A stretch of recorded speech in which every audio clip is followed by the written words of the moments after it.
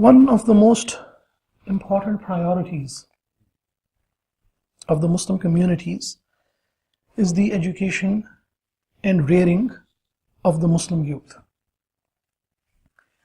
If we wish to see the future of our Muslim community, we need to look no further than our Muslim youth today, because they will be the men and women of tomorrow. They will lead our communities, they will run our programs, and they will build our masajid and institutions.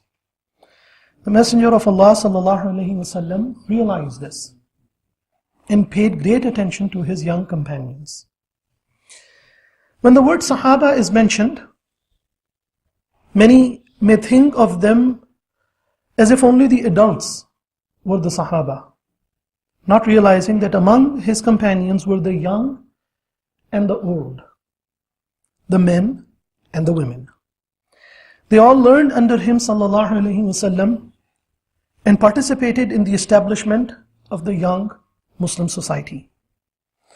The Messenger of Allah ﷺ taught his young ones, not restricting himself to any setting. He ﷺ taught them with his words. He ﷺ taught them with his actions. He ﷺ made learning a pleasant experience for them. Abdullah ibn Abbas radiallahu ta'ala is one of those young companions of our Rasul sallallahu alayhi wasallam. He was the cousin of the Prophet sallallahu alayhi wasallam, and his aunt was the wife of Rasulullah sallallahu alayhi wasallam. In other words, he's someone who is very close to our Rasul sallallahu alayhi wasallam. So he often visited him sallallahu alayhi wasallam in his aunt's house. And through this he was able to learn from him sallallahu alayhi wasallam, as well as watch and observe his behavior sallallahu alayhi wasallam.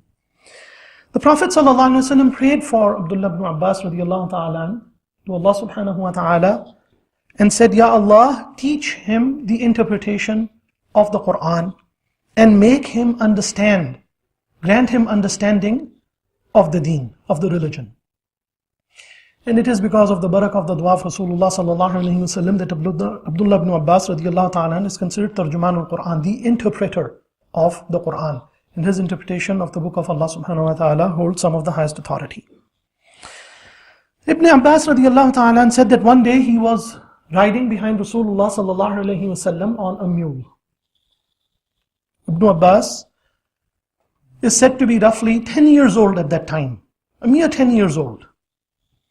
And the Prophet ﷺ took advantage of this opportunity to teach this young man.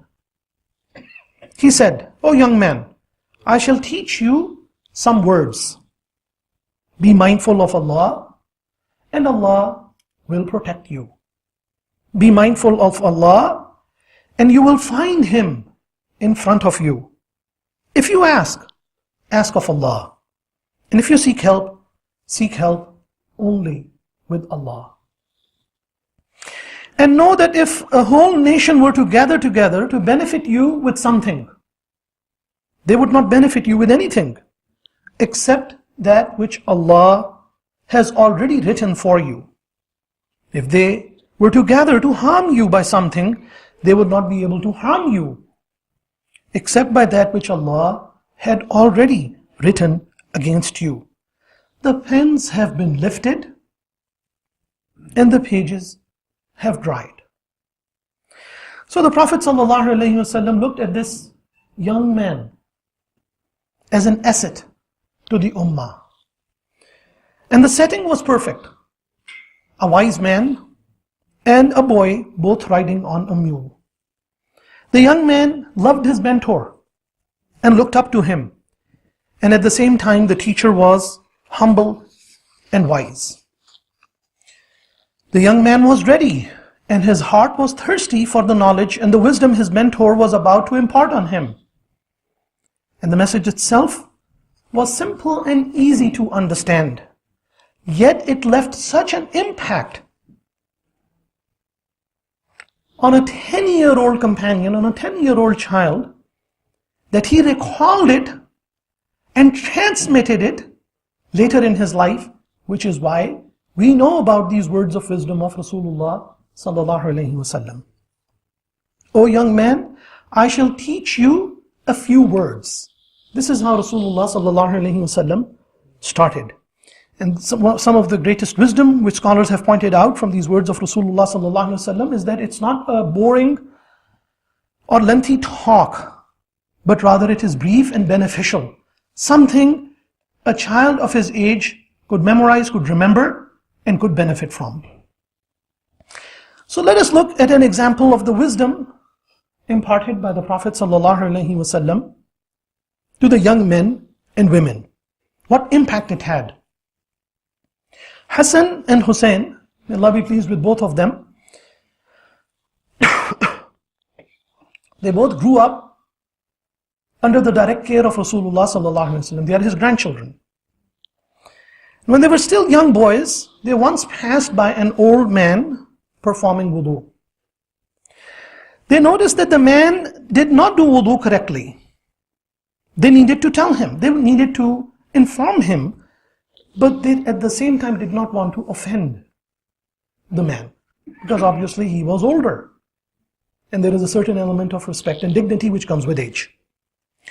So they thought for a moment, and they both decided that they will walk up to the man and said, we want you to decide between us. We want you to judge between us. My brother says he does wudu better than I do, and I think I do wudu better than he does. But we want you to decide between us. So the old man told them, go ahead and both of you do wudu in front of me. Which they did. And they did it with perfection. While he was observing, while he was watching both of them. At the end, the old man said, by Allah, you both do your wudu better than I do. They taught the man a very important lesson, a very important aspect of his worship, and basically saved his prayers from being impacted, and at the same time without making him feeling degraded or humiliated. They were taught by the Nabi sallallahu alaihi wasallam on how to behave in such a wise and beautiful manner. The Prophet sallallahu alaihi wasallam knew the value of his young grandsons. And he once looked at Hassan and said, Allah will reconcile between two warring groups of the Muslims by this son of mine, referring to Hassan radiallahu ta'ala anhu. And indeed it did happen, because this wisdom which they had learned from Rasulullah sallallahu alaihi wasallam, it led Hassan radiallahu ta'ala anhu, the grandson of Rasulullah sallallahu alaihi wasallam, to bring peace among Muslims much later in his life, and he himself became the ruler of the Muslims, of the Ummah. Zayd ibn Thabit radiallahu ta'ala anhu was 13 years old when Rasulullah sallallahu alaihi wasallam made hijrah and migrated to Medina. And he was the neighbor of our Rasul sallallahu alaihi wasallam, Zayd, the son of Thabit radiallahu anhu.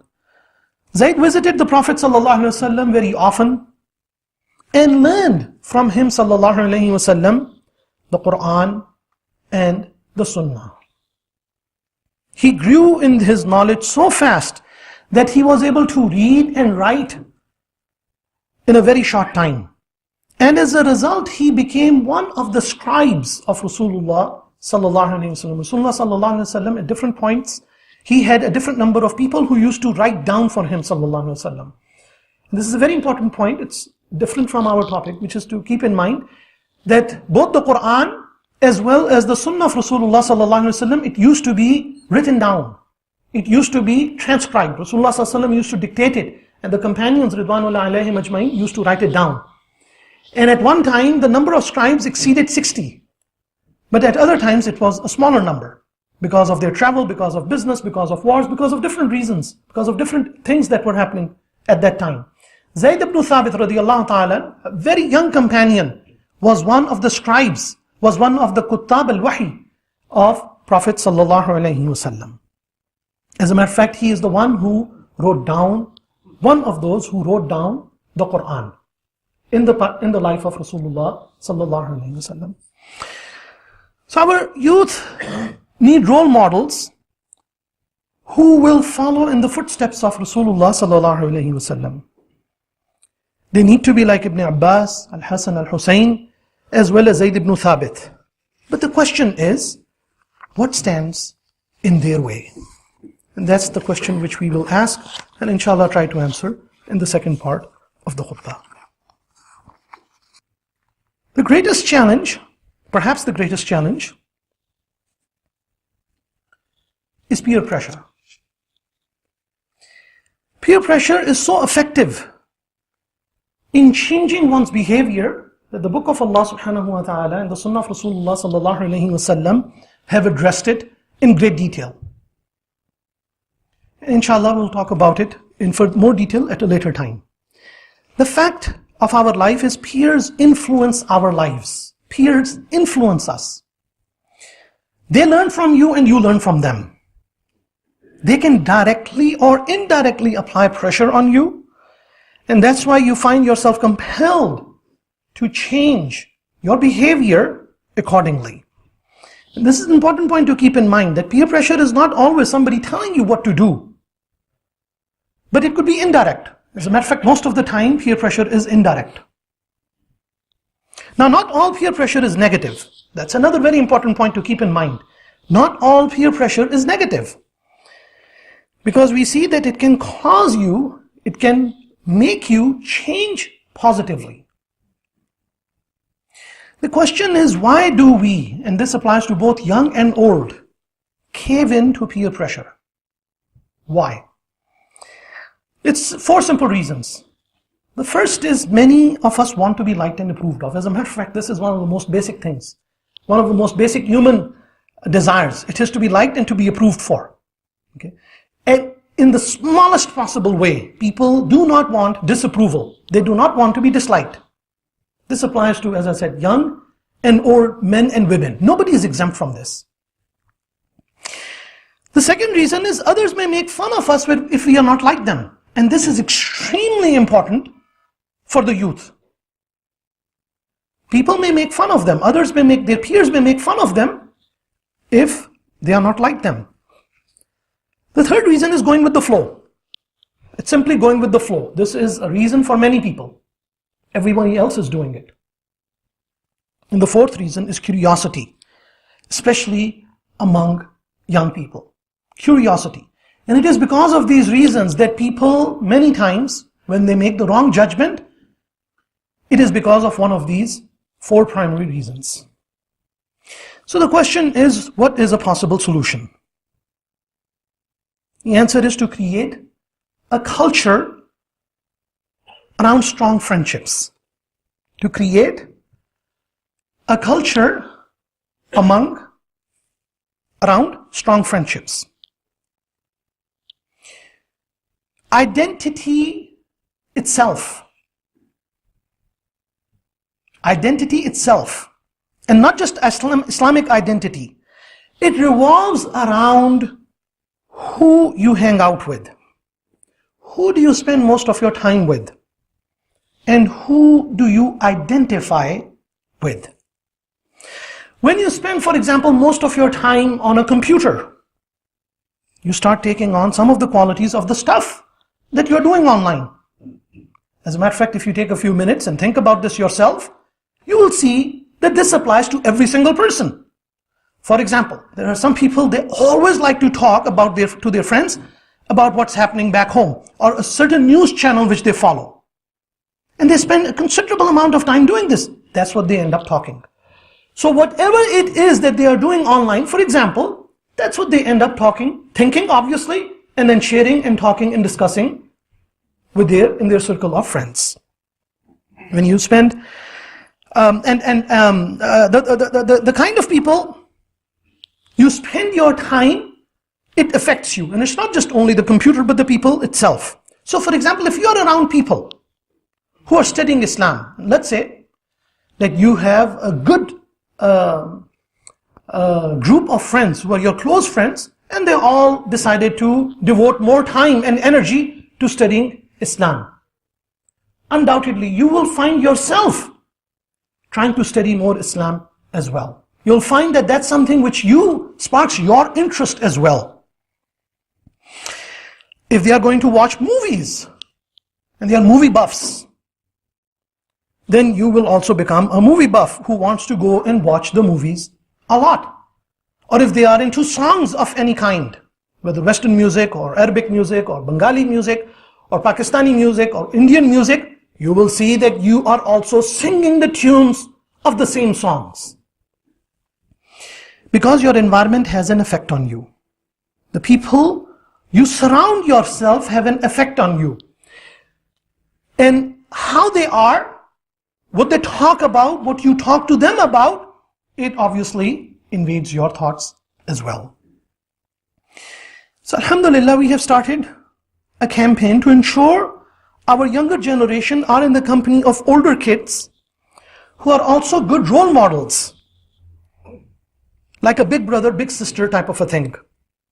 So for instance, when our girls are 12, 13, 14, so when you are coming up in that age, some of the older girls in our community who are, let's say, 17, 18, 19, or they are going to a college, holding on to their deen and learning their deen, they become their appropriate role models. Because one of the strongest things with children, if they don't have good role models, what they say, well, nobody else is doing it. You're telling me to, for example, wear hijab, for example. Or you're telling me to pray, for example. Or you're telling me not to do certain things. Everybody else is. Everybody else is.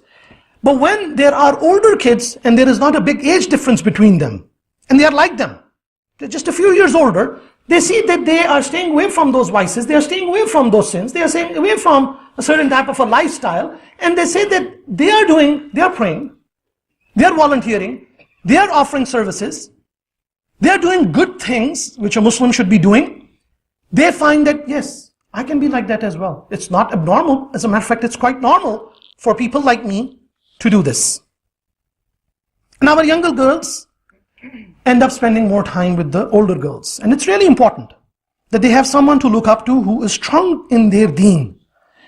And this way they aspire to be like them. And we need to put them in that position. And it does two things. There are two benefits of it.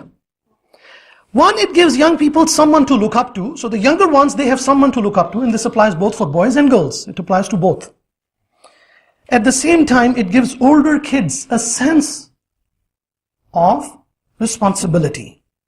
It makes them realize that the other have their eyes on them, that they have to answer to a higher standard, because they set the tone for others, for their younger brothers and their younger sisters. May Allah subhanahu wa ta'ala bless and continue to put barakah in all of our actions, in our youth programs, in our sports activities, in women's programs.